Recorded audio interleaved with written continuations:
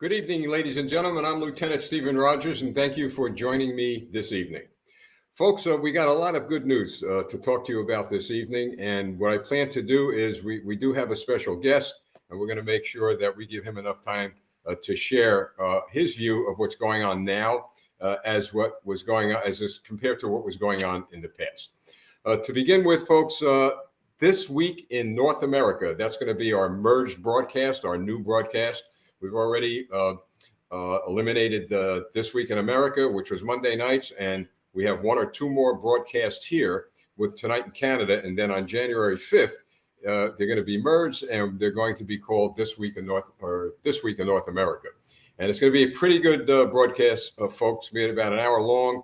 We're going to have guests from the United States of America and Canada on that broadcast because we're in this fight together, right, folks? So we thought, why not merge the broadcast?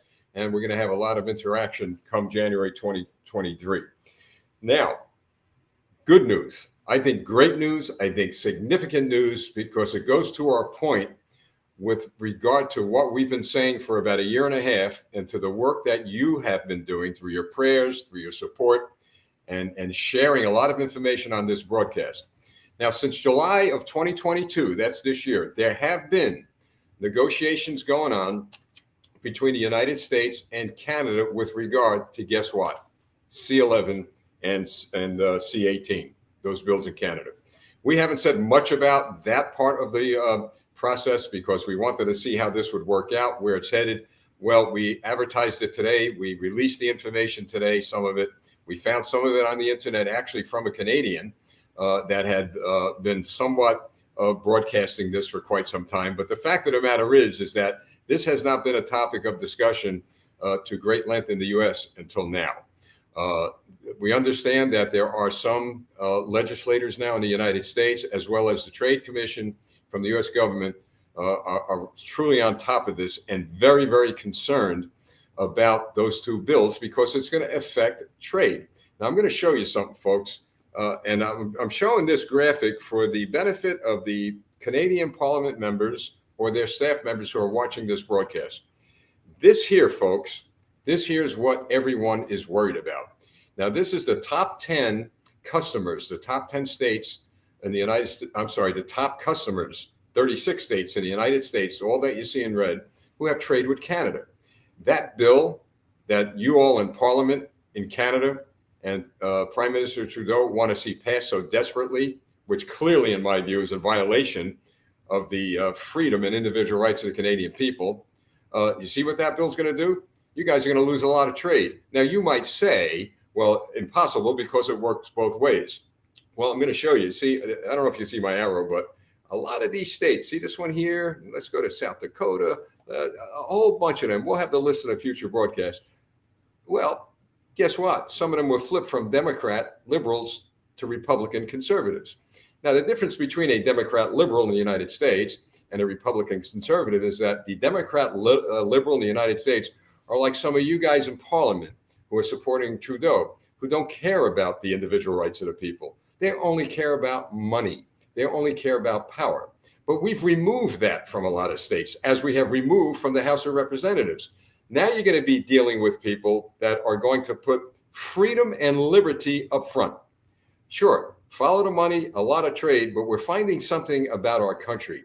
We're resilient. We have the ability to bounce back strong with regard to inflation, regard to the economic crisis we're in. The problem we have are the individuals that are in office who are going to be out. They're going to be out soon. So you guys in Canada, meaning you elected officials and Trudeau, who seem to be closely aligned, by the way, with the Chinese Communist Party, and we'll be talking about that with Tanner in a few minutes. But the fact of the matter is that the rules of engagement, the rules of the game, if you will, are changing. You are no longer going to be in control of what we do here in the United States of America. It's not going to happen. So I say this tonight, and I bring this to the attention of the Canadian people to know this. We've said it all along. Be patient. I know it's tough. It's a long road. We have a long way to travel, but we are getting there, inch by inch. You know, Abraham Lincoln was once criticized by someone who said to him, "You know what, President Lincoln, you know, you're walking kind of slowly. Are we going to get anything done?" And Lincoln said, remember this, I may walk slowly, but I'm always walking forward. And that's what we're doing. So at the end of this day, and I've said it over and over again, we win and they lose, right? So keep in mind that C11 and C18 are being looked at by the Trade Administration here in the United States government, which under control of Democrats, but they're still pushing back a little. That's all going to change January 3rd.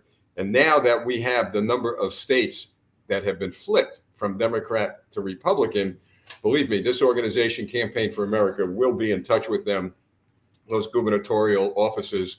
We're going to send, in fact, part of our Project Maple Leaf, which will be completed by the end of the year, and hopefully we'll release it in January. Obviously, after the Republicans are sworn into office, we now are going to step up our game and get this portion of Project Maple Leaf to those Republican governors across the United States of America. Critically important to us, folks.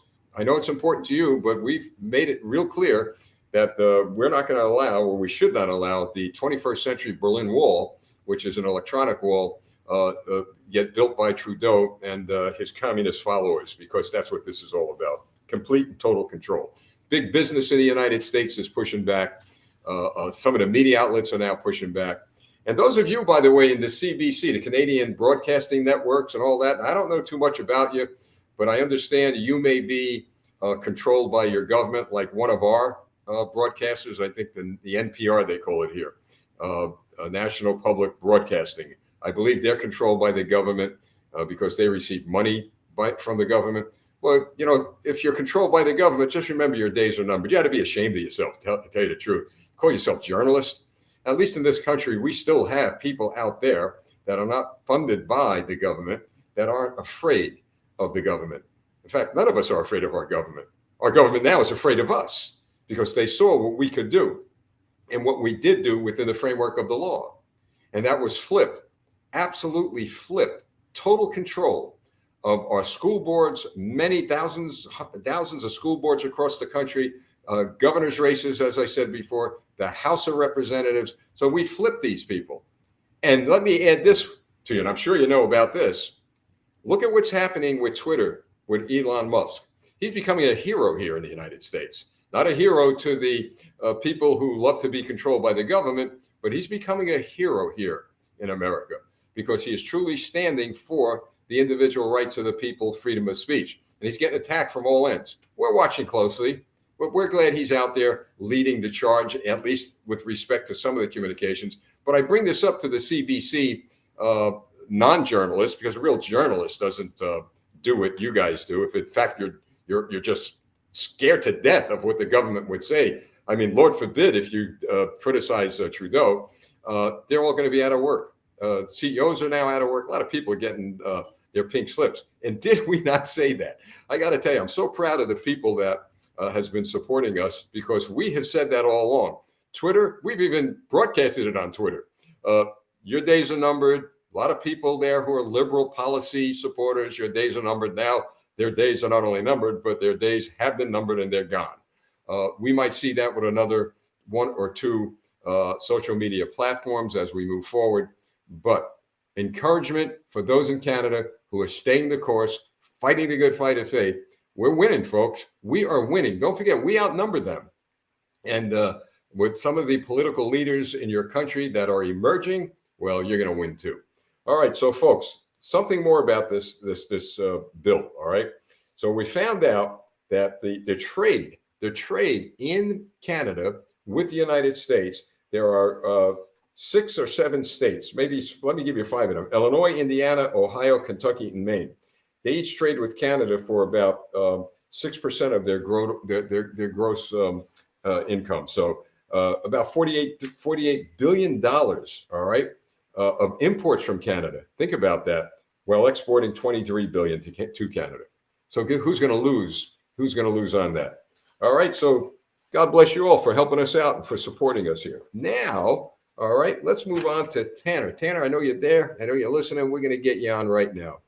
How you doing there, buddy? Oh, not so bad. How are you, Lieutenant? Well, it's great to have you on. I know you heard some of the intro here, and if you don't mind, we'll start with that. Sure. For the sake of our viewers who don't know you, all right, I'll tell you what I'm excited about. Apparently, a lot of the viewers here have been sharing broadcasts, and they're ending up in Switzerland, in Sweden. I mentioned those two because I've gotten an interesting number of messages from people in those countries. We've had them from Germany and France and Lithuania. So for the sake of all these listeners, as well as here in the United States, could you tell us who you are, what you're doing, and how you got involved in this fight? Sure. Well, my name is Tanner Naday, and I'm an economist. I have a vested interest in a branch of economics called industrial organization. And I also like a branch called Austrian theory, which is a very free market minded theory of economics. But my primary work is I'm a political commentator. I'm a Christian. And like you, I often, well, every day I comment on political, economic, ethical, moral issues that are currently in vogue.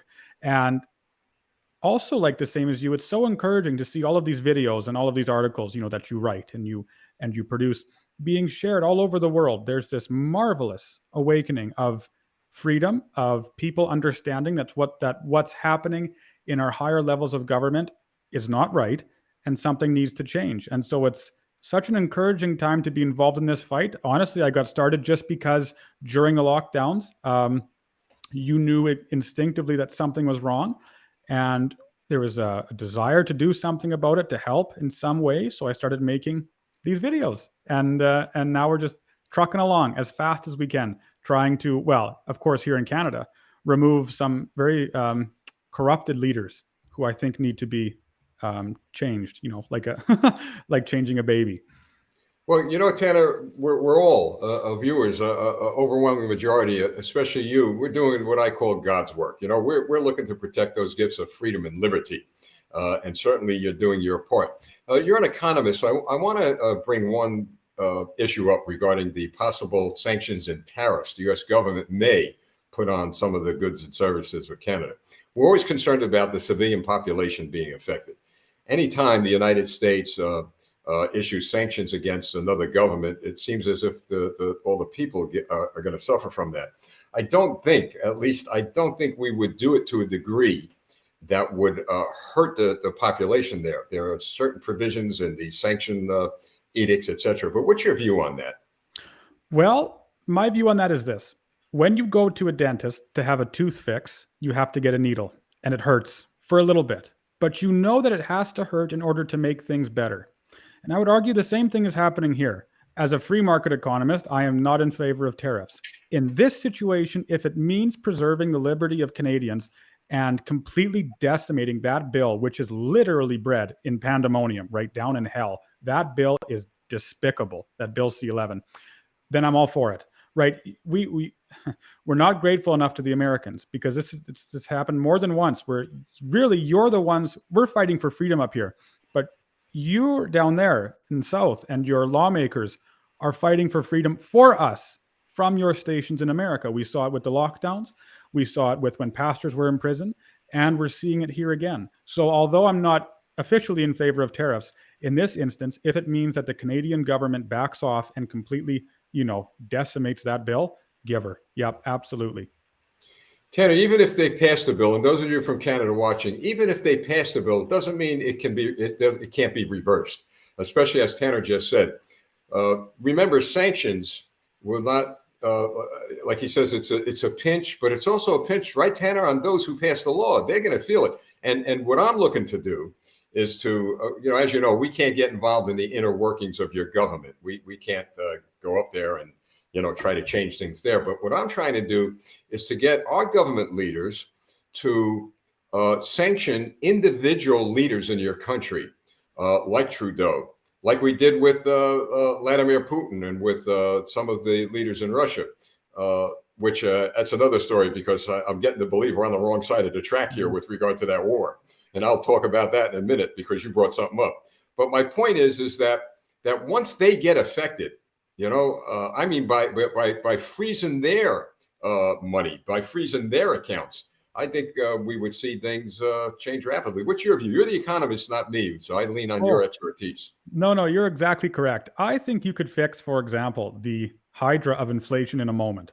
All you'd have to do is decrease the politician's salary by X number of thousands of dollars for every percent that inflation increased. And, you had to ensure that they weren't getting money from outside sources, because it looks like that might be the case. At any rate, if you could do that, I think you could conquer inflation in an hour. Because you're right. Once you start pinching a man where it hurts, once you start affecting him directly, well, then he's much more conducive to change. That's why I'm so in favor of a decentralized government, because you're so much closer to the individual who's actually making the decision. And if that individual makes the wrong decision, it's so much easier to remove him or her from office. It's so much easier to personally affect them in order that they might, be as careful, you might say, to not be corrupt as possible, right? The problem we have now is our government is so centralized that what happens here in Alberta, what we complain about, quite justifiably complain about, our prime minister doesn't really care, because he doesn't need to care, because our complaints don't particularly affect him.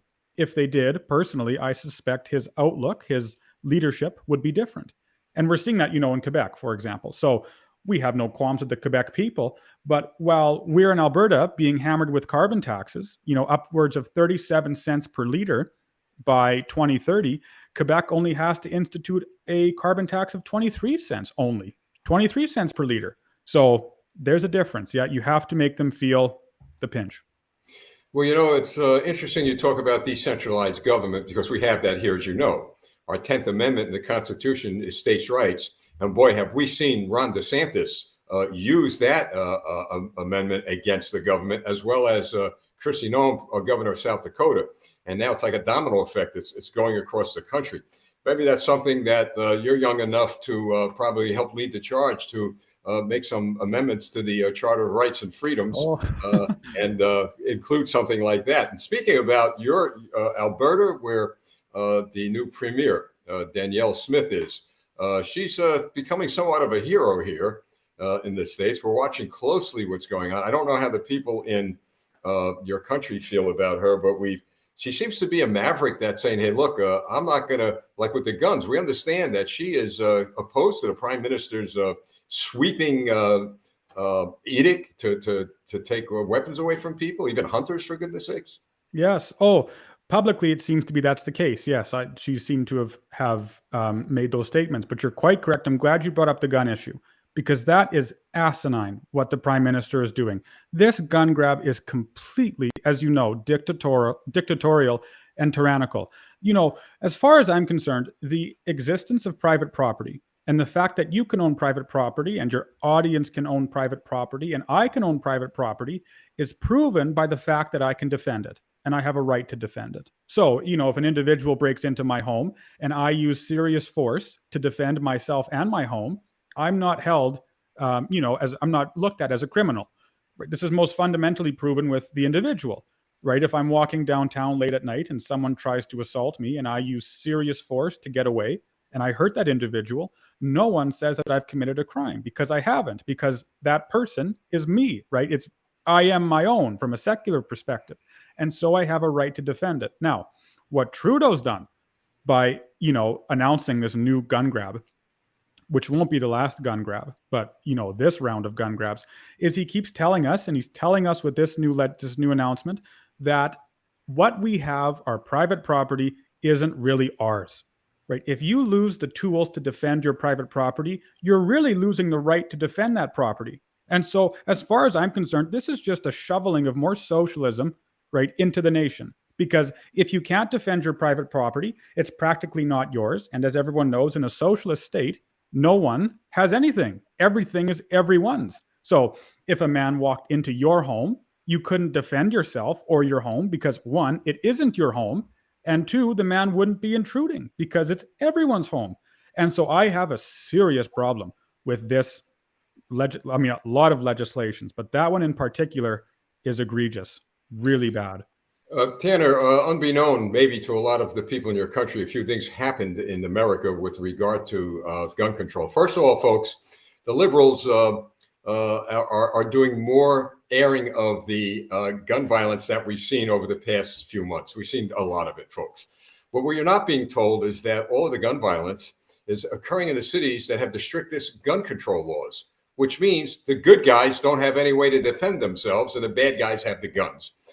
In addition to that, we just found out, and I actually tweeted this a few days ago, that in one state, an individual with a gun committed an act of violence with a gun, and within hours was released. Not even on the way to the police station, they released them.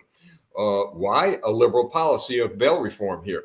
So my point is, folks, it goes back. Well, who really committed this crime? It wasn't the gun. You got to pick the gun up. All right. It's like a drunk driver. Do you ban cars because a guy or a gal is drunk and they're killing someone? So that's number one. Number two, and here's some good news and encouragement. Joe Biden and the Democrats know they're out of power very, very soon. So what did they try to do in the past few weeks? They tried to push a stricter gun control law. In the House of Representatives, it was passed because we're outnumbered. But the senators, they know they're in trouble. And so what did they do? They defeated it. They stopped it. So Joe Biden, again, when it came to strict gun control laws, completely a waste of time for him. So the fact of the matter is, and I say this because your members of parliament and others who watch this broadcast, they need to understand that ultimately the people will prevail. But also, it's going to take time, folks. It's going to take time. But you get more people like Danielle Smith elected. I tell you what, there's going to be a lot of changes there. One thing alarming that I'd like to speak to you about, we know what's going on in China. Now, folks, I did have a special broadcast. I think it was last night or the night before. I'm losing track of time here. I felt very, very compelled to come on the air last night and even tonight and share with you that we're not going anywhere. We do have some work we're doing with regard to China. I could tell you in a very limited scope. We're in contact with a lot of people who are in contact with people in China. And Tanner, I've got to tell you, and I was actually looking for it. I probably deleted it because I wanted to show you on my phone, folks. The other day, I got a call from a number that said mainland China. And that bothered me a little bit because you don't get, you get a lot of these marketing calls, and I get them a lot from around the world, but when I saw mainland China, I'm thinking of saying, let me pick up. And I said, you know what, I'm not going to do that. And I should have taken a picture of it just to show you that. But it kind of made me realize that, and some of the messages we're getting from people, I could tell that they have probably been in contact with some people on the mainland. They wanted me to make it clear to the people that are viewing our broadcast and other Americans that we have become, and I say this really from my heart to the Canadian people, that we have become encouragement to them, inspiration to them. Now, how are they getting our broadcast? Well, they get in our broadcast the same way they're getting Tucker Carlson's broadcast on Fox, other broadcasts, probably some of yours from the people, maybe some of yours, Tanner, I don't know. But I could tell you, those broadcasts that you put out and that we put out in the name of freedom and liberty, they're going far and wide, folks. But that was chilling to me in a good way. And it showed me the awesome responsibility that God has given us. I talk about the 21st century Berlin Wall being built by Trudeau. But you know what, Tanner? And I'm going to ask you to weigh in on this a bit. We've become the 21st century radio-free Europe, radio-free China, radio-free world. What do you think of that? Oh, yes, completely agree. So there's blessing in everything, right? We endure these lockdowns, these draconian lockdowns, and all of these rules and restrictions for how long?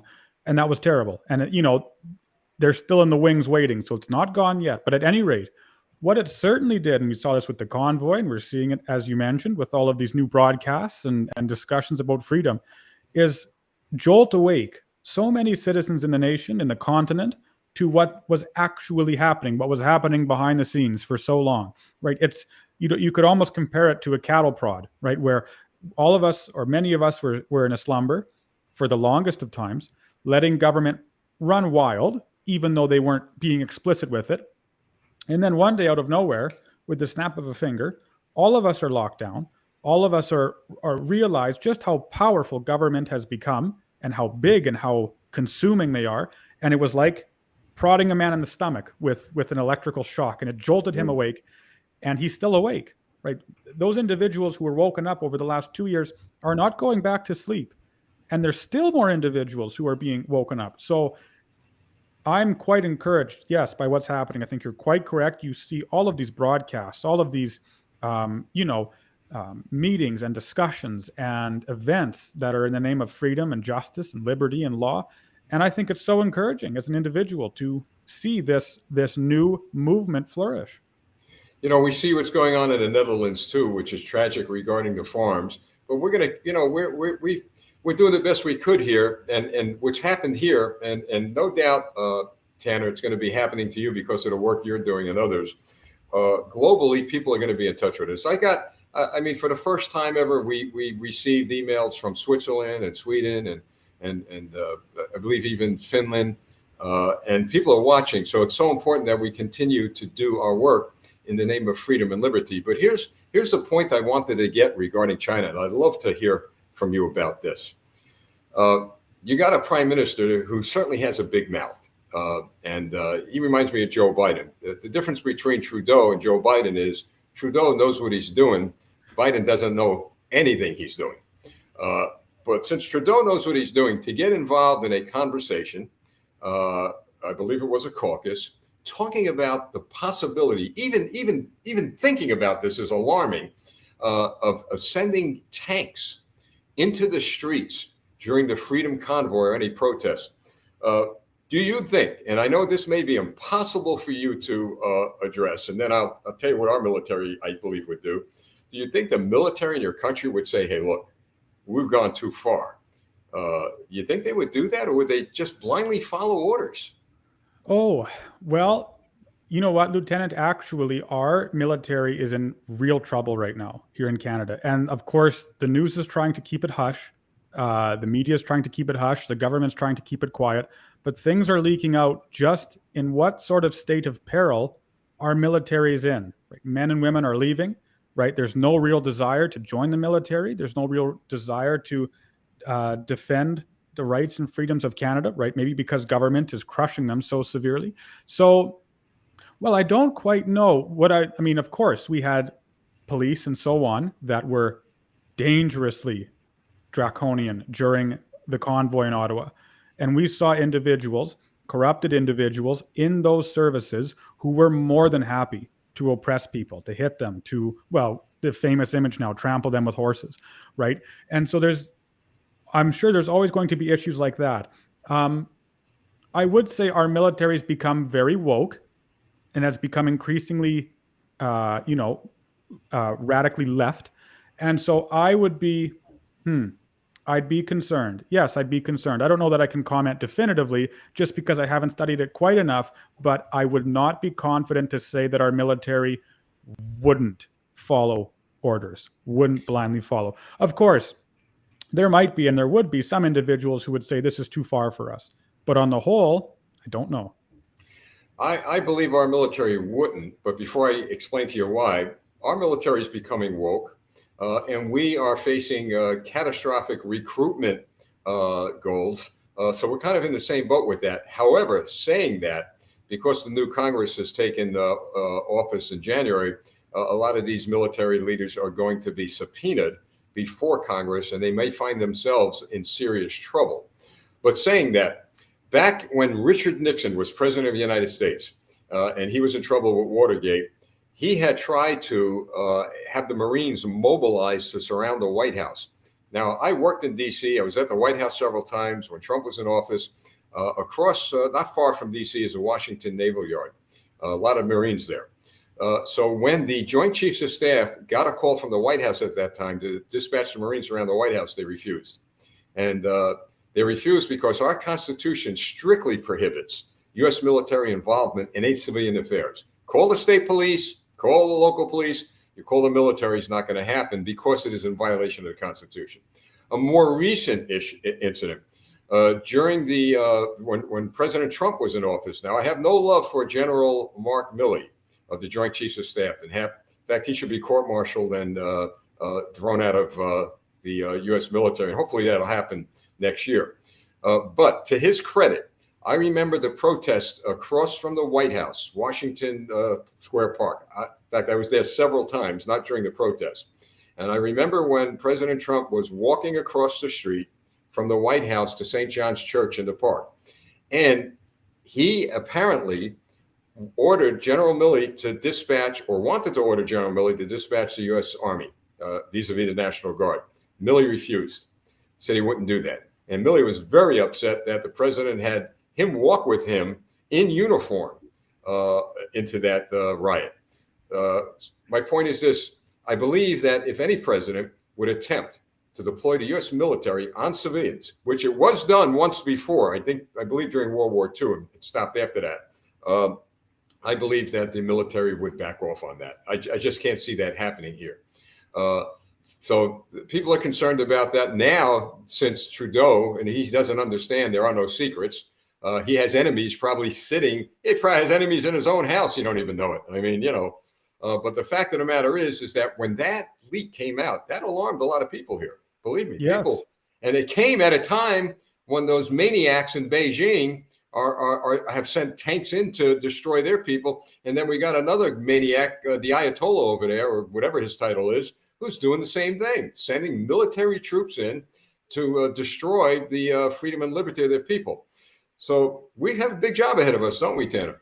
Yes, huge job. You're quite correct. And that whole week during that emergencies inquiry, when that text came out, for example, that they were joking, they said, about sending in tanks, but yeah, you know what I think about that. At any rate, that whole inquiry, all Canadians, and I'm sure many Americans as well, just became just so alarmed at how our government is able to do whatever they want, whenever they want, however they want to do it. They completely suspended the rule of law. They said in the inquiry that they interpreted the laws for invoking these so serious acts differently, right? They said we were interpreting the circumstances differently, as if you can just all of a sudden throw out a law and interpret it differently.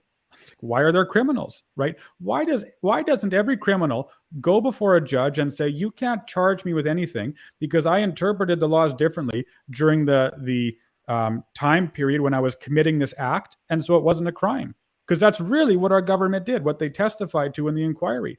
And so we're living in a country here where it's clear that the rule of law can be suspended at any moment for any reason, and can then be justified by a week-long inquiry costing $19 million.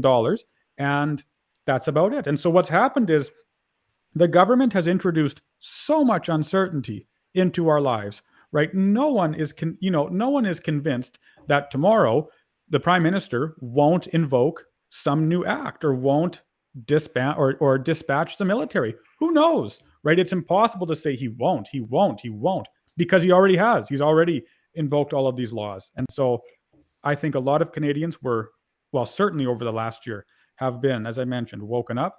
They see just how consuming this government is, and they're trying to do something about it.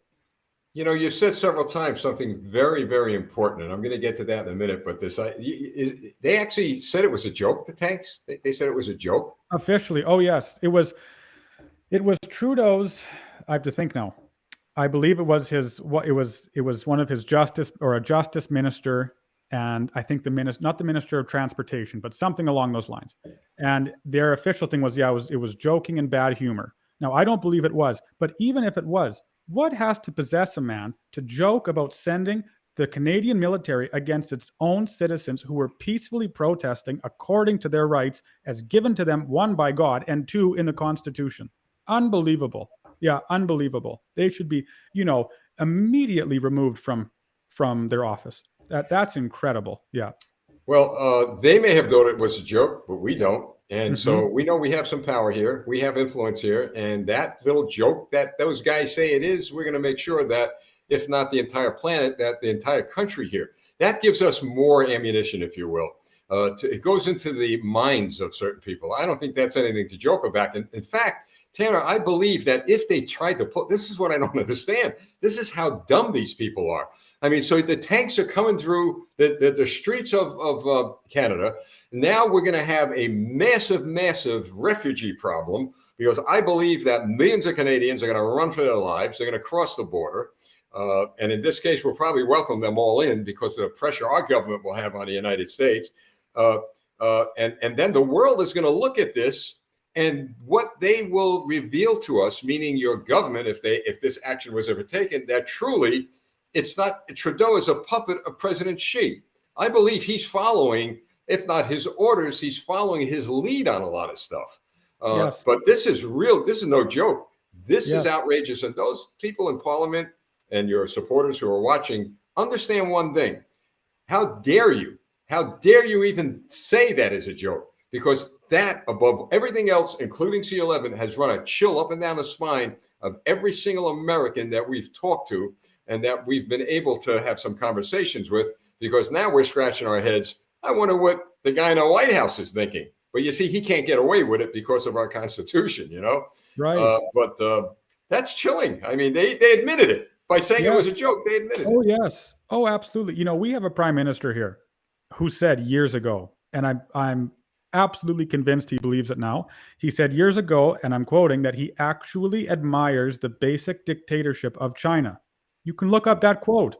It's incredible. How is it possible that you can have a quote unquote democratically elected leader who admires the basic dictatorship that is a stain on human society in human history? That communist rule in China is appalling. You can't create a word that adequately expresses the evil of that regime. And yet here we have a prime minister in Ottawa who actually said, I admire the basic dictatorship of China, the same dictatorship that has murdered how many citizens, and that's currently welding the door shut on citizens' homes to keep them in there, and is oppressing their people with an oppression that we can't even fathom yet at present.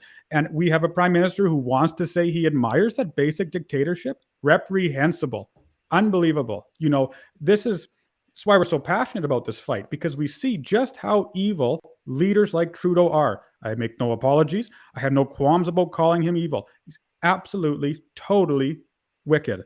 And so it's when you realize that if that's true, which I believe it is, that he does admire the dictatorship, who knows how far Trudeau is willing to go, right? You know, who knows what he's willing to do.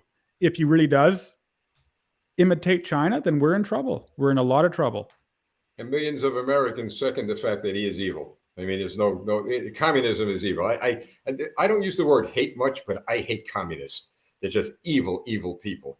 But we have some Chinese Americans watching, okay? And, you know, I explained the other night that I've met with, I guess 2 years ago, I went to another state. I'm not going to mention the state. I just don't want to give anybody a reason to be afraid.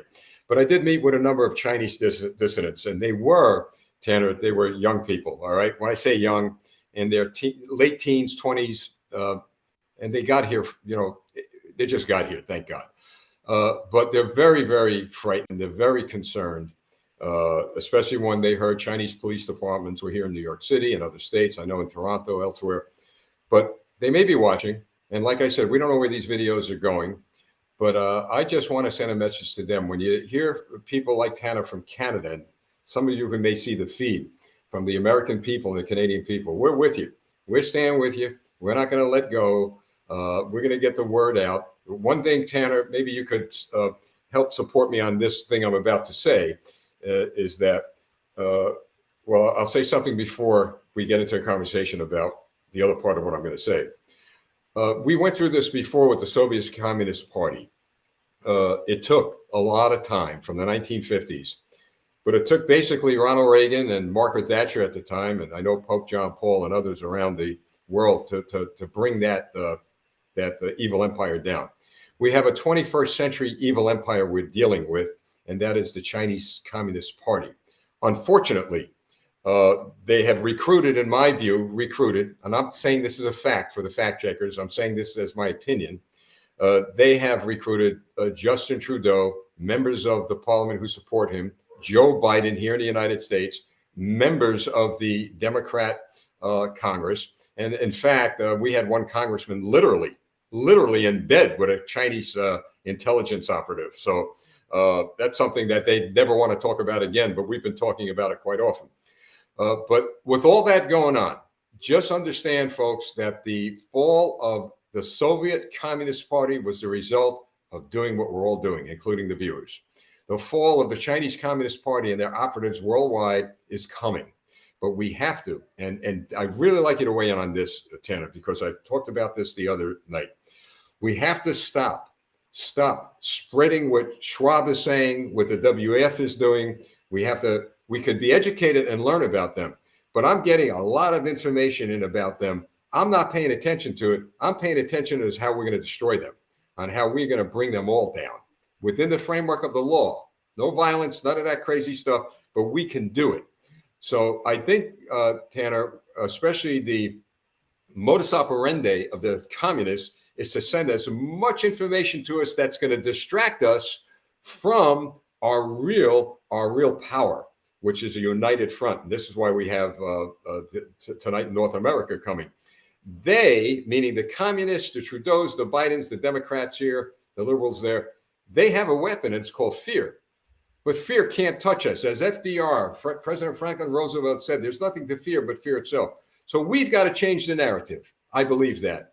What about you? Totally agree.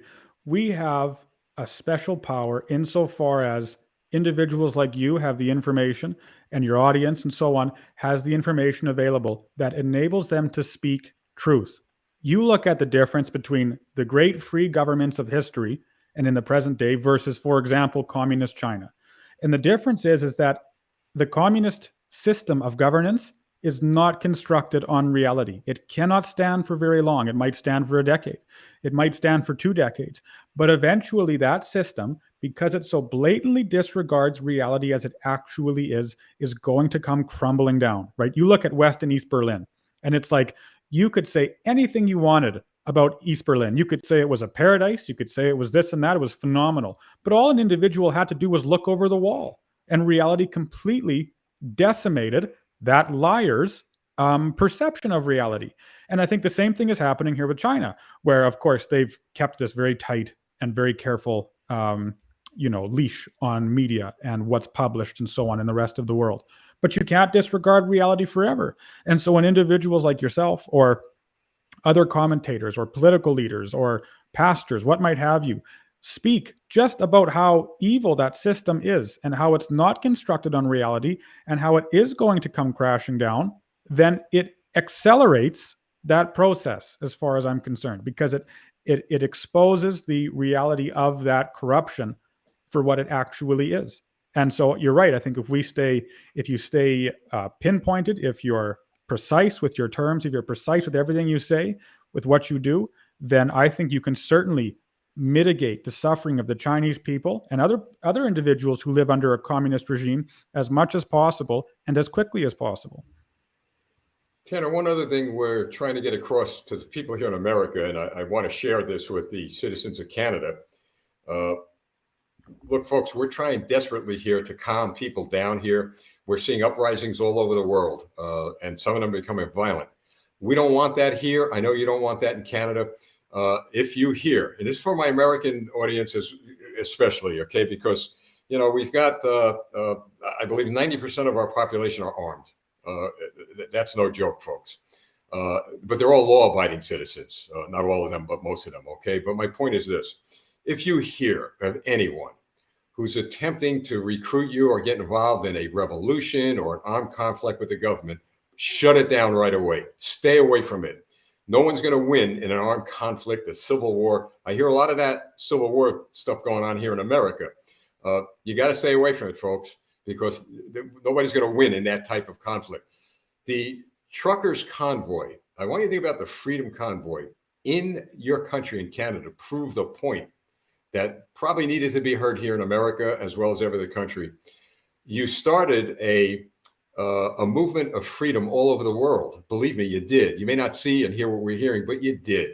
And you did it peacefully. And Tanner, what was amazing was the behavior of the Canadian people was superb.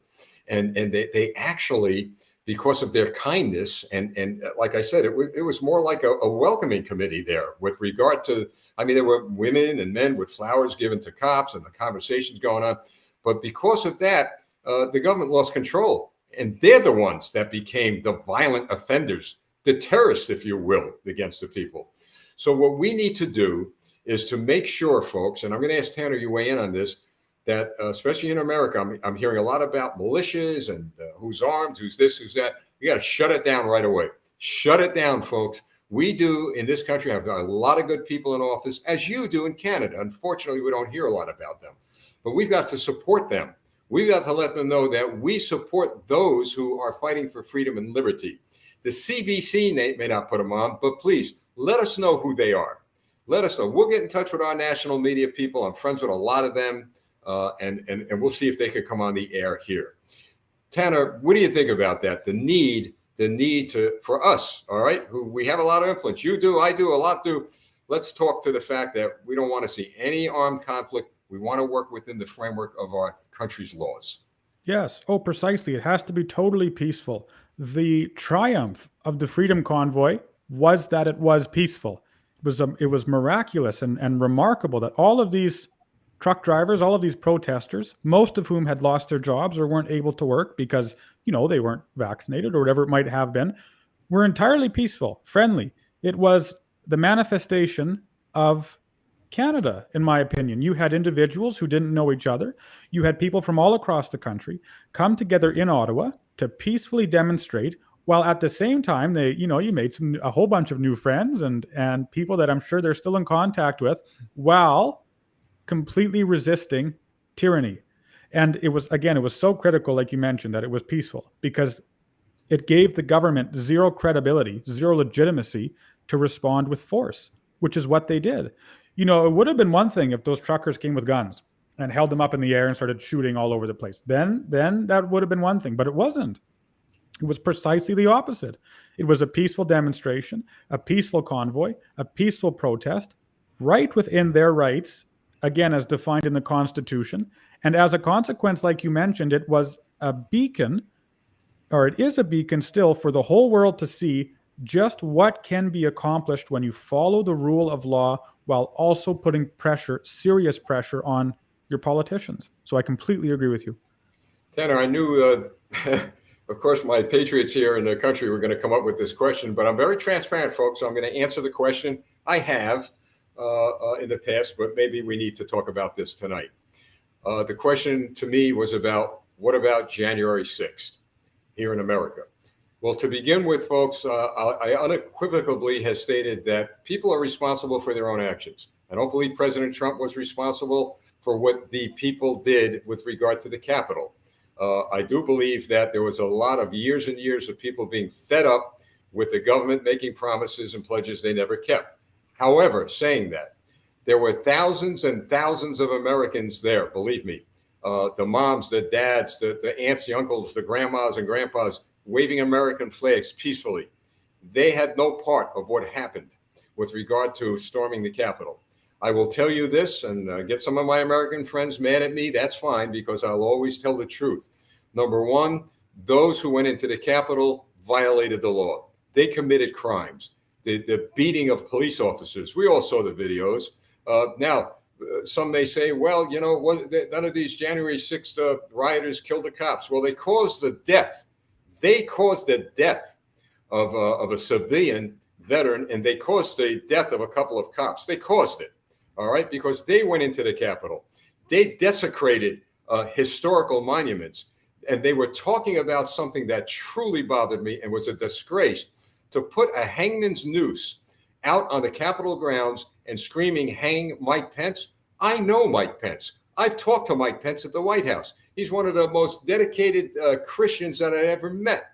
And to suggest that this guy was responsible for not electing President Trump is just absurd. My point is this, is that, folks, we've got to tell it like it is, because, Tanner, I've talked to a lot of Americans who feel my way, and politicians. They're just scared to say that. But I'm not, because I knew there were thousands of Americans there that obeyed the law, that worked within the framework of the law. And I do have questions, Tanner. They're going to be subpoenaing, a lot of things regarding that January 6th, but I'd love them to subpoena Nancy Pelosi's phone logs and Chuck Schumer's. I'd like to know what the Democrats were doing. I want to know why the National Guard it was a suggestion that they be called in. I want to know why, from what I hear, there were Democrat leaders who refused to have them come in. And if the intelligence was correct, and I believe it was, days or a week before the FBI receiving that, why weren't they prepared for this? So there's another side to that story.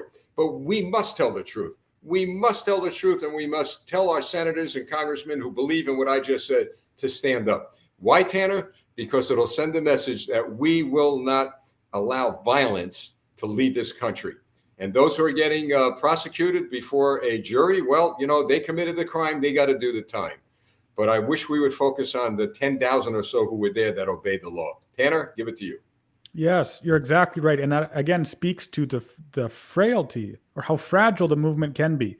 And that again, I think speaks to the miracle of all of these protests that we've had. And even, the vast majority of the protests in your country, same thing, where they are all peaceful. The fact that not one individual in Ottawa, brandished a weapon or shot a weapon was exceptional, phenomenal. What a display of how restrained and how civilized that protest was. That's why I have such a problem. That's why I'm so offended by what our government is saying, calling these protesters terrorists. That was proven in the inquiry. Our deputy prime minister called them terrorists. Despicable, completely disgraceful. Not one thing about them was radicalized. These protesters was radicalized. They did nothing that was quote unquote terrorist worthy, right? They were peaceful demonstrators, again, exercising their constitutional rights without any use of force at all. And that's why I think, as a result of that, of the success of that protest, the fallout for our government has been, magnanimous. They've really, really messed up, and people know it. They see it. I'm watching the news feed here and there, and there are some people pushing back. Pence is a rhino, Pence is this, Pence is that. Folks, for those of you who are critical of another human being, I hear a lot about how people are, the critics who will do the same thing with me. That guy behind me, Ronald Reagan and others, they would be called rhinos today. I've said this, until you sit down eyeball to eyeball with a person and really get to know them, I'm very, very careful, very, very careful to be critical of them to a point that it becomes a personal attack on their personality, on their motives. It's easy to do this when it comes to Joe Biden. It's easy to do this to a guy like Trudeau without looking at them in the eye, because their policies actually stand for that. Pence was vice president. He wasn't president. There were no policy decisions that I know of publicly that he made. I know privately he did. But that's a guy that I sat down and talked with. So you're going to believe what you want to believe. And you know what I'm afraid of, Tanner, with regard to people, no matter how you try to educate them and to open their hearts and minds, I'm worried about that they're going to just follow anybody who comes along and decides, well, there's another way, and it isn't a peaceful way. So we'll continue with the name calling. We'll continue with the denigration of these people. That bothers me. It really bothers me. And I think that's something we ought to be concerned about. Yes. And see, so for me, that's why I follow Christ, because, he's my foundation. He's the rock upon which I stand.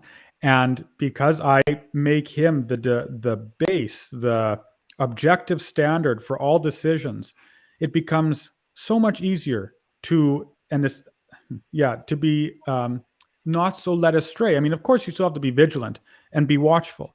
But as a believer, I'm able to say, this is not communicated in Scripture, or this is communicated in Scripture. And as such, it's either the wrong or the right decision to take. So for example, or when we see a man who starts claiming this, follow me for a violent revolution, and let's do this and that, and disregard the rule of law, and all of these actions, we can say, I don't see that in the Scripture. I don't think that's not right, because Christ never preached it, and the Scriptures certainly don't preach it. If instead a man said, let's follow the rule of law, let's do this right, let's conquer evil, but also while keeping the law and by not becoming subject to that same evil ourselves, that's a man to be involved with, because he's following the Scripture. And you're also right with regards to truth. It might be that you and I or your audience or other commentators do their best to proclaim truth to the nations. But some individuals simply won't hear. And our response is, fine, what can you do? But again, you can't disregard reality forever. You can be a socialist, ideologically. You can believe in socialism. But the fact of the matter is, eventually, you're going to have to look outside and see that no one's paying their bills. You can't pay your bills. The houses are decrepit. There's no food at grocery stores. There's no education, because everything is completely collapsed. And so you might try and hold to your own truth in your mind, but at the end of the day, if it doesn't match up to reality, then it's worthless. The same is true. For example, where I live, it's -40 Fahrenheit and Celsius today. It's freezing. Wow. And so an individual might say, well, it's summer outside. He can hold to this truth in his mind that it's warm. But if he goes outside with shorts and a t-shirt, he's going to last all of 30 seconds because the reality slaps him in the face. And so I think the same will happen here. Tanner, I'm going to go over a little bit of our time because you brought up the name of another leader that I really think we need to discuss. And the name of that leader is Jesus Christ.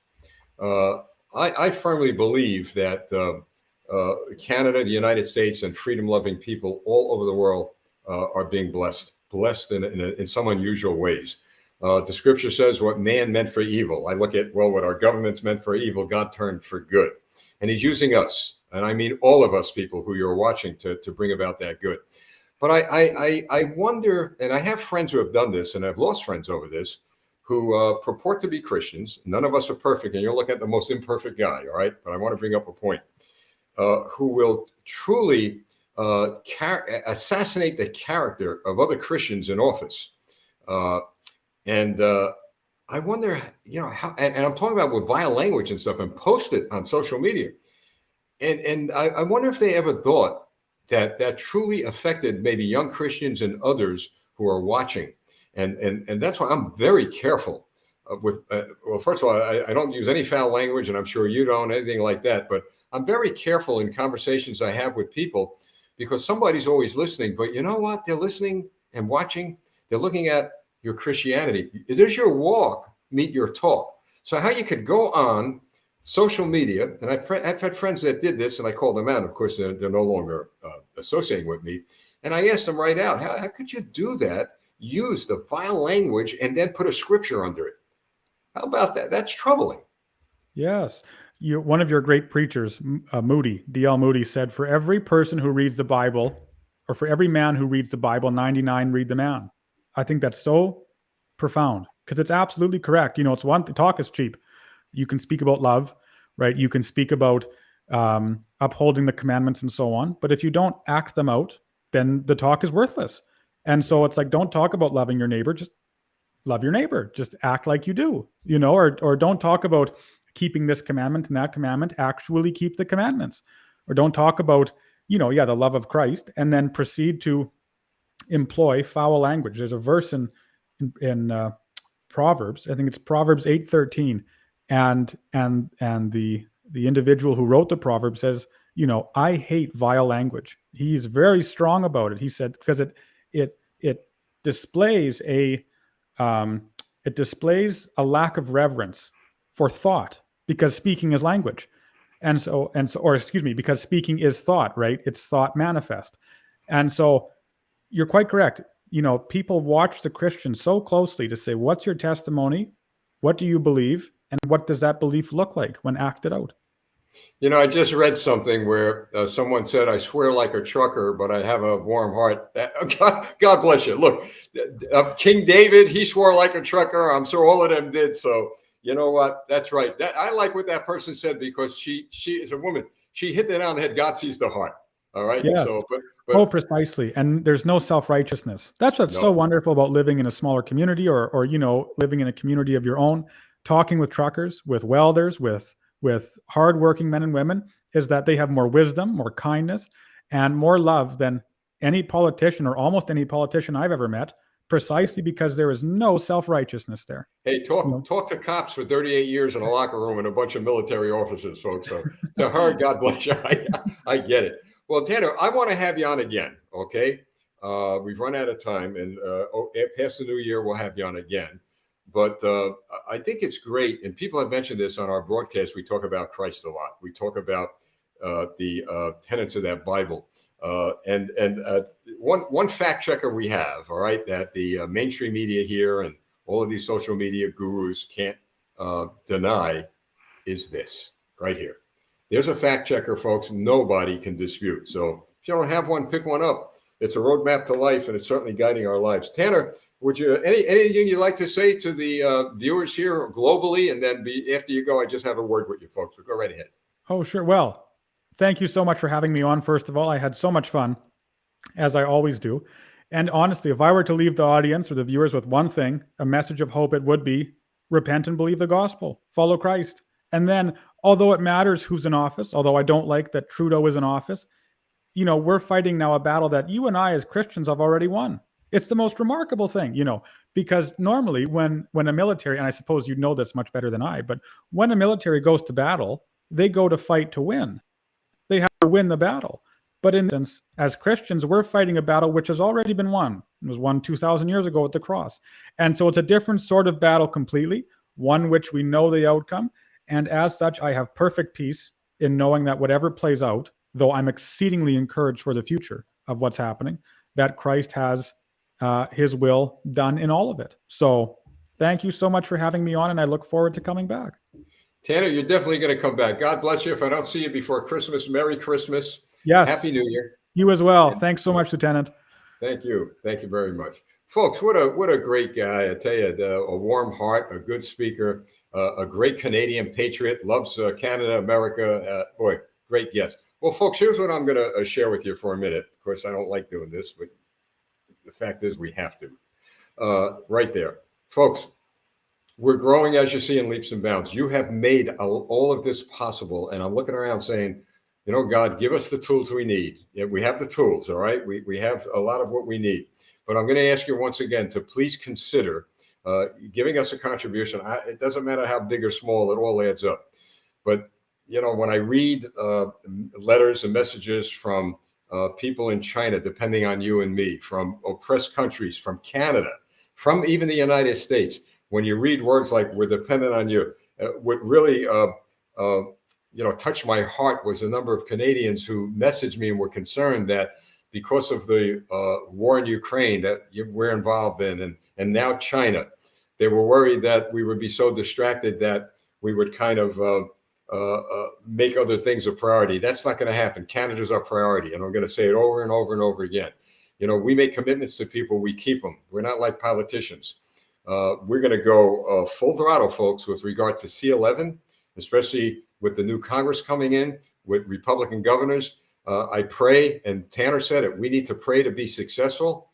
Prayer is a mighty, mighty tool, a mighty weapon that we could use against the enemies of freedom and liberty, and I know you are. But please continue to share these videos. You've got organizations in Canada who are doing what we're doing. Just share. That's how important it is, because these videos somehow, some way, are getting in the hands of people behind the 21st century Iron Curtain, and getting to places that it's just astonishing. And that's the leading of the Holy Spirit. But there it is, folks. If you can make a contribution, that's our website. We got a little button up there. We're not, as you know, we're not taking PayPal anymore, because they, in my view, they went woke. They wanted to control what was being said, etc. But we do take major credit cards, and we do have a mailing address, which we didn't put up. But if you'd like to know what it is, please email us through our website, campaignforamerica.com. If not who, if not when, all right, if not who, how's this all going to get done? So if not now, when? Now is the time. And if not you, who? Us. Now is the time. So there are people globally, not only in our countries, depending on us. And I never believed that in my wildest dreams I'd be here at this point in time in my life doing what we're doing. But as I learned through my study of the Bible, that when I was in my mother's womb, God knew. He knew I'd be here. God knew you would be here. He knew you would be watching. He knew you would be in the forefront of fighting for freedom and liberty. So there it is, folks. I can only put it out there and pray that you respond. And like I said, pay your bills first, pay your taxes, take care of your family. And if the good Lord leads you to give a contribution, there's the address, folks. That's it. Look, we'll see you again next week. And I believe either next week and the week after that, maybe be our last Tonight in Canada broadcast, but we're coming back with a stronger approach to what we're doing, and that will be this week in North America. I think you're gonna love that broadcast. Thursday nights, 7 p.m. Well, that's it, folks. Thanks so much for joining us here. God bless you all. See you next week, and keep us in your prayers. And again, there's our website. If you can help out, boy, I'll tell you. I mean, it would really, really help. Thank you. God bless you all. Have a great, great, great week.